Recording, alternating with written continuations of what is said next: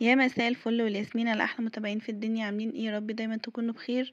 لو اول مره بتشوفوني متنسوش اللايك واشتراك في القناه وتفعلوا زر الجرس وكومنت حلو منكم يشجعنا انزل فيديوهات اكتر. نعمل مع بعض النهارده صينيه بطاطا، انما ايه حكايه بجد، طعمها حلو جدا وهتعجب كل اسرتك. اول حاجه انا بجيب البطاطا اللي هي الكبيره دي، مش للشوي، مش بجيب اللي هي البطاطا الصغننه، لا بجيب البطاطا اللي هي الكبيره دي علشان ترمي معايا كميه، تبقى سهله في التقشير. اصل بتبقى ايه، بترمي معاكي كميه احسن ما تجيب البطاطا الصغيره وتقشري كميه كتير. انا كنت جايبه 3 كيلو 6 قطع، بجد كانت عملت معايا كميه حلوه يعني، وشلت منها في الفريزر. اول حاجه ان انا نقعتها في الميه علشان الطينه اللي فيها تنزل وتبقى سهله معايا في ايه، في الغسيل. وبعد ما نقعتها ابتديت ان انا اشطفها بالميه بس، ما شطفتهاش ولا بالليفه ولا دعكتها، شطفتها بالميه بس وايه، وابتديت ان انا اقشرها.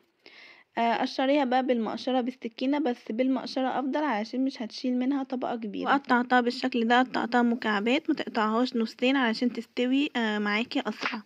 وابتديت احطها بقى في الحلة، وحطيت عليها اقل من ربع كوباية مية، اقل من ربع كوباية مية. ما تزوديش المية علشان البطاطا هتنزل ميتها، المية هتبقى كتير جدا عليها كده وهتاخد معاكي وقت في الفرن، وهتضطري ان انت تصفيها وشغلانه. انا حطيت بقى الكميه كلها وابتديت ان انا اغطيها كلها كده، هتنقص وهتبقى. وهحضر بقى الصواني اللي انا هعمل فيها، ايا كانت نوع الصواني اللي انت هتعمليها ايه. هي دي البطاطا اللي انا ايه سلقتها، وحطيت عليها سكر، سكريها زي ما انت عايزه، بس خدي بالك انت لازم تسكريها ازيد من اللي انت عايزاه، لان اي حاجه سخنه لما بتبرد بتبقى مظبوطه.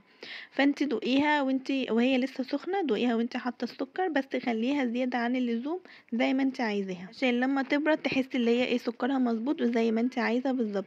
وهحط عليها سمنه، مش هحط على الكميه كلها طبعا لان انا هعمل صينيتين بس صغيرين، لكن والباقي هشيله في الفريزر. ما ينفعش تشيلي البطاطا في الفريزر وهي عليها سمنه. وهبتدي ان انا اهرسها بقى بالشوكه او بالهرسه زي ما انت عايزه، وهبتدي ان انا اقلبها كده علشان اوزع السكر والسمنه كويس جدا. ولازم تدوقيها واظبطي سمنتها واظبطي سكرها، على فكره طعمها حلو قوي كده جدا، بس احنا بحب نحطها في الفرن وتاخد تحميصه كده من فوق الوش. هجيب بقى الصينيه وهبتدي ان انا ادهنها زيت، هدهنها سمنه كويس جدا. انا ما كنتش لاقيه الفرشه بتاعتي، بس ايه قلت ان انا ايه مفيش حاجه هتوقفني، فابتديت ان انا اتصرفت يعني، ووزعتها بكميه وزعت كميه السمنه بالمعلقه. انا بعمل الخطوه دي علشان البطاطا بعد ما تاخد تحميصه من فوق الوش ما تبقاش لازقه وكلها تطلع معايا في الصينيه، ما لاقيش حاجه اكلها اللي هي كلها نزقت في الصينيه. وهبتدي بقى اوزع الكميه اللي معايا دي في الصينيتين. هوزعهم كويس، ولازم تتاكدي كويس جدا اللي انت هرستيها، هي اصلا بتبقى عامله زي كريمه بجد، بتبقى طعمها تحفه. وهبتدي بقى ان انا اوزعها بالشكل ده، ولازم اسويها كلها علشان تطلع شكلها حلو. ولو وصلتي معايا للمرحلة دي ما تنسيش اللايك واشتراك في القناة وتفعلي زر الجرس وكومنت حلو منك يشجعني انزل فيديوهات اكتر.